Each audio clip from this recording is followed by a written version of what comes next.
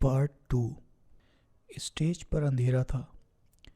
एक जगह स्पॉटलाइट पड़ी तो सब चौंक उठे। सबको एक भयंकर चेहरा दिखाई दिया। अरे बाप रे! नफीस कांप उठा। डरिए नहीं, ये प्रोफेसर हाकोबा है। प्रोफेसर प्रेत कहो। अचानक उसके होठ हिले और भयंकर स्वर उभरा। ये गगन नृत्य नहीं, आत्मा लोक का नृत्य है। उन नर्तकों का नृत्य जो मर चुके हैं। मैं अपनी शक्ति से उन्हें स्टेज पर खींच लाऊंगा, फिर आप आत्माओं का नाच देखेंगे। अपन को तो पेशाब आ रही है, डर के मारे। होश, डरता साला कौन है? अपन तो घर से ही एक मटका पानी पीकर निकले थे, पेशाब तो आएगा ही। इकबाल ने बड़ी मुश्किल से अपनी हंसी रोकी। प्रोफेसर हाकोबा ने ही हा हा का शोर मचाते हुए स्टेज पर दायरे की शक्ल में दौड़ लगाई। फिर उसने एक ऐसे नर्तक का नाम लिया जिसकी 1 साल पहले मृत्यु हुई थी।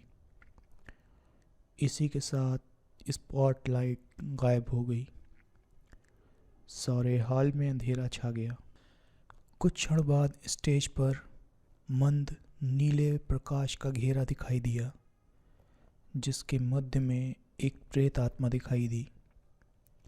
उसके पूरे बदन से रोशनी निकल रही थी। देखने में वो रोशनी का प्रेत नजर आता था। उसका चेहरा साफ दिखाई नहीं दे रहा था। स्टेज से कुछ भयानक चीखें उभरी। फिर रोशनी का प्रेत ऑर्केस्ट्रा की धुन पर नाचने लगा। नफीस का डर के मारे बुरा हाल था।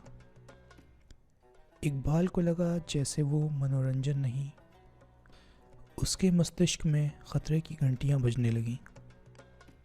अचानक वो छाया अदृश्य हो गई। कुछ क्षणों बाद वो स्टेज के अगले सिरे पर प्रकट हुई। उसका सारा बदन रोशनी से दहक रहा था। किसी को उसने हाथों पर उठा रखा था। अगले पल उसने उसे हॉल में उछाल दिया। नफीस दहाड़ा, अबे ये क्या बदतमीजी है? वो व्यक्ति सीधा आकर नफीस व इकबाल पर गिरा था।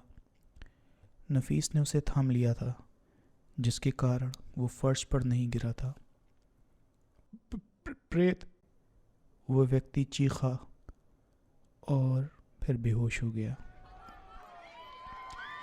इस घटना के कारण हॉल में हंगामा मच गया। ऑर्केस्ट्रा मौन हो गया। चीखें गूंजने लगी थीं। रोशनी का प्रेत फिर गायब हो गया था। जब हॉल में दोबारा रोशनी हुई तो नफीस की गोदी में पड़ा व्यक्ति होटल का प्रबंधक निकला। प्रोफेसर हाकोबा स्टेज पर बेहोश पड़ा था। उसका सहायक भय से कांप रहा था। हाकोबा की बुलाई हुई आत्मा पूर्ण रूप से गायब हो चुकी थी। हाकोबा व प्रबंधक को होश में लाने की कोशिश की जाने लगी। चारों तरफ भय का वातावरण फैल गया था।